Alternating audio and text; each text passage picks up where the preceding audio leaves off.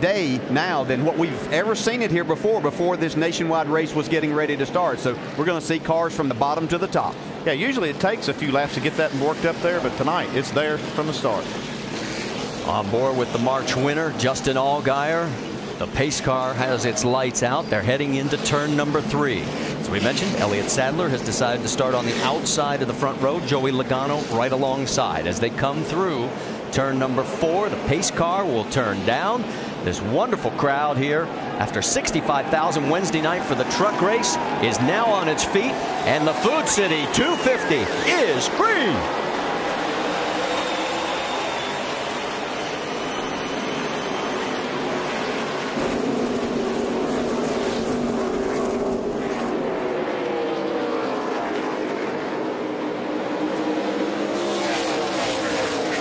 That's how fast one lap is going to be all night long. Took a total of 16 seconds. Joey Logano leads after lap number 1. Yeah, Elliott Sadler jumped on that start, but I'm not sure if he thought he maybe jumped the start a little bit. They hadn't thrown the green flag, but it's really kind of his race to start. And anyway, Logano got the lead. Yeah, it looked like Logano actually got the lead before the line, but it was kind of, like I said, Sadler got going really quick on the go. Justin Allgaier's gotten around Kyle Busch, and guys, I noticed some sparks. Here's some action a little bit further back. More sparks from Ryan Newman's car.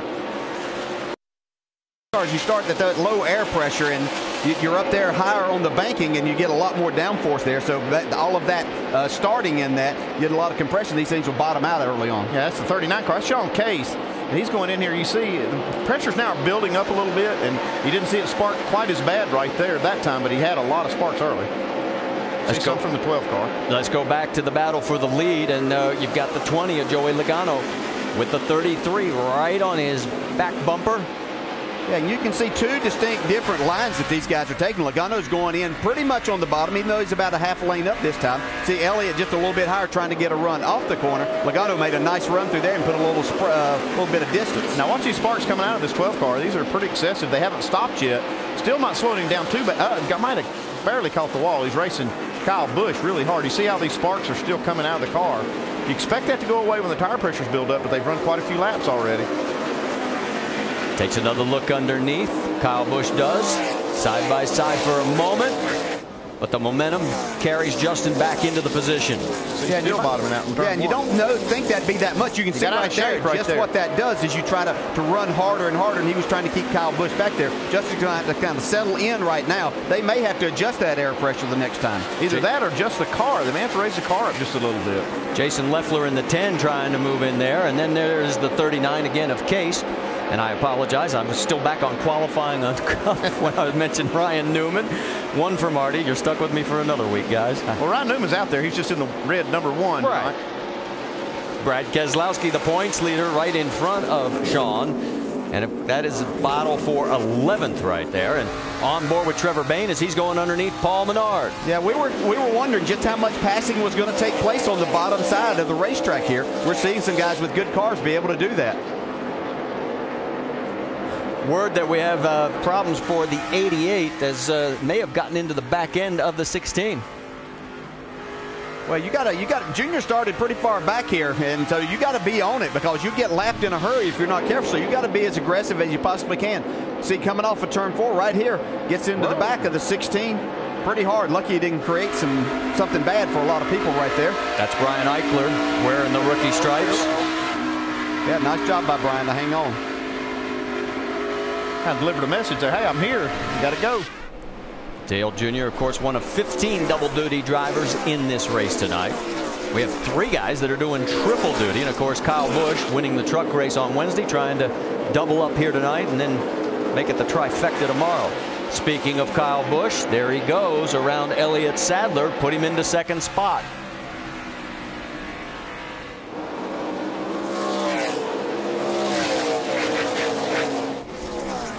While this continues, we're getting word that the 16 of Brian Eichler managed to have a little contact with the wall.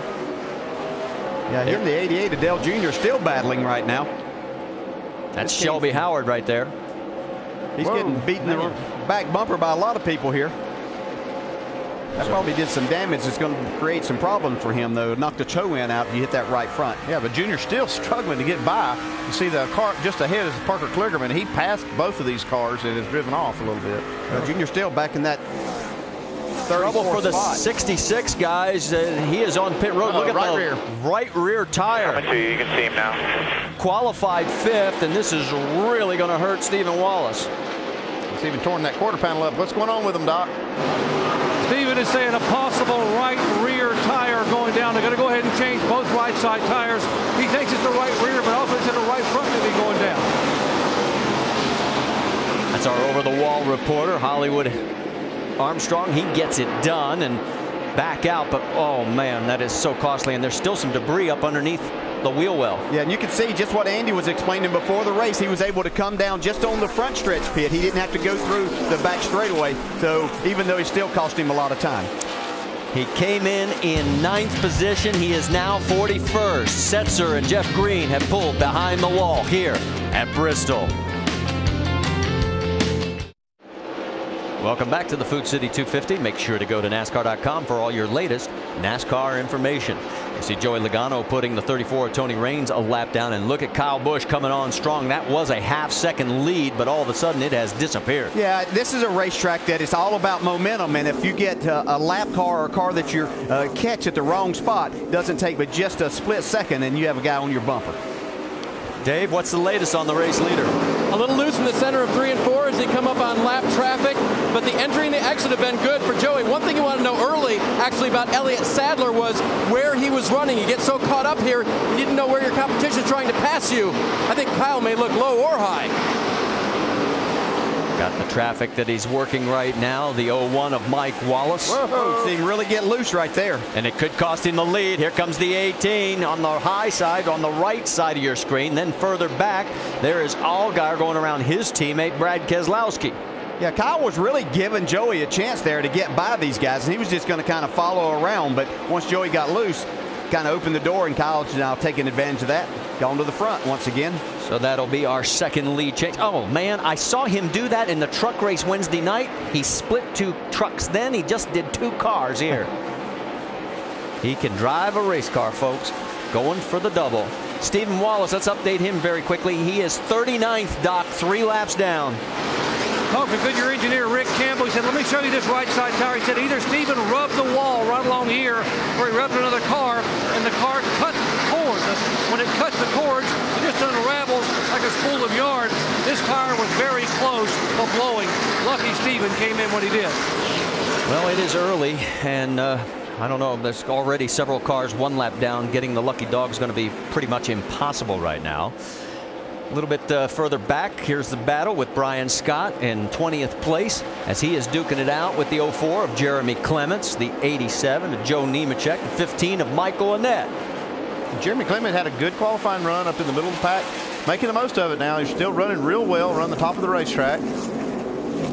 While this is going on, let me update you. 3 more cars are behind the wall. Derek Cope, Chase Miller, David Gilliland. That means 5 have parked it. You see Michael Annett there on the bottom side of the racetrack trying to make that work and make a pass on Joe Nemechek. Let's go on board with Michael. Big race for him. Remember, Pilot is home base of Knoxville, not too far down the road. Yeah, he was really excited about coming here and representing his sponsor and doing well here and having a good run so far. Dave, you got more? And guys, he was waiting for the race. He said in practice, I never got to run where I wanted to run. Now, right now, he's not running where he wants to. He wants to be trying that high line, but it looks like he'll be passing on the low line. He wanted the track to rubber up, the Goodyear rubber getting into the track so he could race that high line, but he never did it in practice. And now you can see him moving to the middle groove. He wants to run up on the high side. A little bit further back, there is Dale Earnhardt Jr., and he is in some serious jeopardy of going a lap down, because if you look a little bit behind him, here comes the race leader. He's right there. I mean, Junior's just struggling big time to get by a lot of these cars. He's just wasted a little bit of time here, and here goes Kyle Busch. Junior running in 29th. He is now 1 lap down, 28 now on the lead lap. I can't tell you how difficult this is as the leader of this race, though. You get in this pack of cars, they're all racing each other hard. They know the leader's been coming. They've been told that, so they're racing hard. You're in a very precarious position. I love Doc's comment earlier today when we were having Sprint Cup qualifying. Staying out of traffic here is like going through a car wash and trying to stay dry. Jamie, what do you have on the leader? Well, Kyle Busch and this 18 team,